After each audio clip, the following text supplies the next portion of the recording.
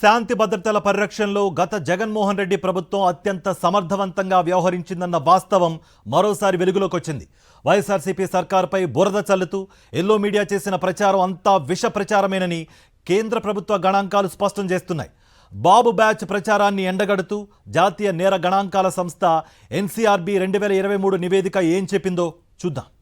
YS Jaganmohan Reddy పరిపాలనలో తీసుకున్న చర్యల కారణంగా ఆంధ్రప్రదేశ్లో నేరాల రేటు గణనీయంగా తగ్గిందని కేంద్ర ప్రభుత్వ నివేదిక వెల్లడించడం ఇప్పుడు ప్రాధాన్యతను సంతరించుకుంది. కేంద్ర హోంశాఖకు చెందిన జాతీయ నేర గణాంకాల సంస్థ ఎన్సీఆర్బీ 2023 నివేదికను చూస్తే జగన్ పాలనలో శాంతి భద్రతలు భేష్ అనే విషయం స్పష్టమవుతోంది. దేశవ్యాప్తంగా నేరాల తీవ్రతను వెల్లడించే ఈ నివేదిక ఆంధ్రప్రదేశ్లో అన్ని రకాల నేరాలను వైఎస్ఆర్సీపీ ప్రభుత్వం సమర్థవంతంగా కట్టడి చేసినట్లుగా వెల్లడించింది. 2022వ సంవత్సరంతో పోలిస్తే 2023లో ఏపీలో నేరాలు చెప్పుకోదగ్గ స్థాయిలో తగ్గాయని కేంద్ర ప్రభుత్వం నివేదిక గణాంకాలతో సహా వెల్లడించింది. 91.6% కేసుల్లో సకాలంలో ఛార్జిషీట్ల దాఖలుతో నాడు దేశంలోనే ఏపీ 3వ స్థానంలో నిలిచింది అని ఎన్సీఆర్బీ నివేదిక స్పష్టం చేస్తోంది.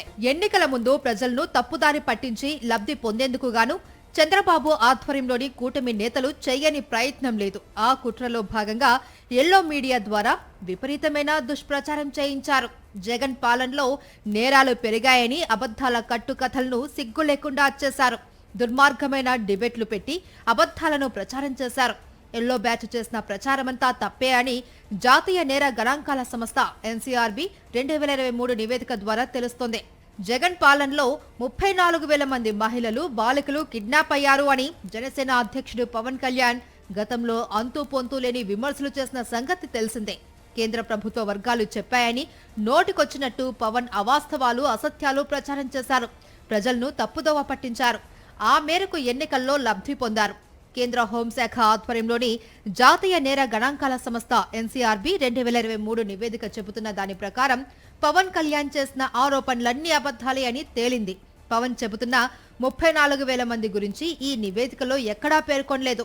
ఆయా జిల్లాలలో కనిపించకుండా పోయిన బాలబాలికలు జగన్ పాలనలో తీసుకున్న చర్యల కారణంగా సురక్షితంగా తమ ఇళ్లకు చేరుకున్నారు అని రిపోర్టు ప్రశంసించింది.